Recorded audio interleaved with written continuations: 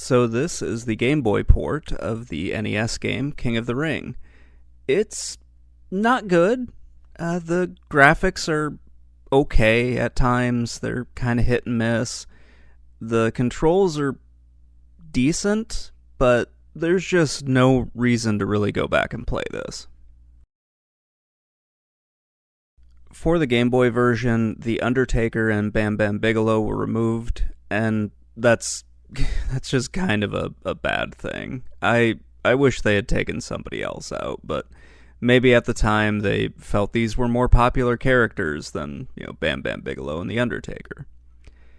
Anyway, the characters in this game are Bret Hart, Hulk Hogan, Yokozuna, Razor Ramon, Mr. Perfect, Lex Luger, Randy Savage, and of course, you, a customizable character that is pretty shit. The gameplay is fine for what you're trying to do, and that's just have a single match or a tag team match or do it one of the two tournaments. After that, it's just, there's really nothing to it. The game modes are fairly simple. You've got 4 of them. I have no earthly idea why they have both the tournament mode and the King of the Ring mode, since in theory they're the same thing. But in this world, a tournament is just another name for a gauntlet match. They could have just called it that. I have no idea why the developers made the decision that they did. It's just strange. I couldn't find the manual for this one online, so I just assumed I was doing everything correct.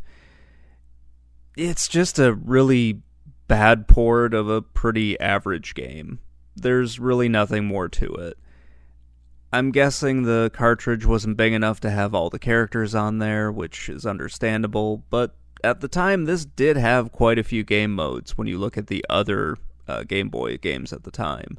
So it's got a decent sized roster for a Game Boy game. There are quite a few game modes, but it's just a bad port of an average game.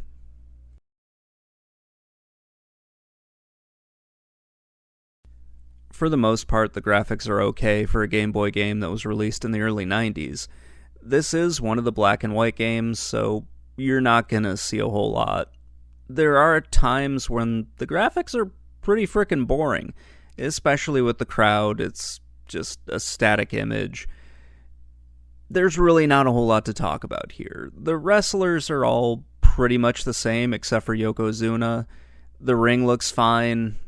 The outside of the ring looks okay when you go out there. But yeah, there were minor graphical changes to essentially one sprite, and that's going to make up all the other characters. When I compare this to the other wrestling games that are on the Game Boy, this one looks perfectly fine. It's not amazing. It's not even, above average. It's just a decent looking Game Boy game. It looks a little bit like the original, which is fine.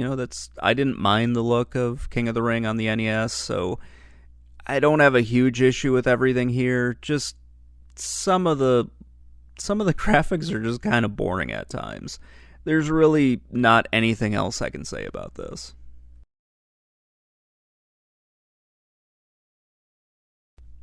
I think WWF King of the Ring would have been perfectly fine in the early 90s if you needed something to just distract you from what was going on. Say you're on a car ride or something like that.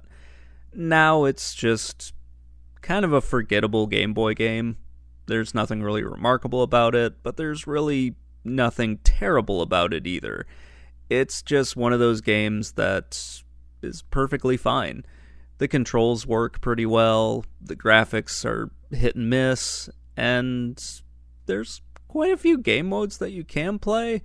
I'm sure someone's figured out how to do online multiplayer with a Game Boy game by now, but yeah, back in the early 90s, it would have been a pain in the ass. And I don't know anybody who really did multiplayer on the Game Boy. I'm sure there were people, just my group of friends, that's not something that we did. Until, Pokemon came out when we were all in high school. That's pretty much it. Anyway, that's going to wrap things up. Let me know what you think in the comments below, and I will talk to you all later. Bye.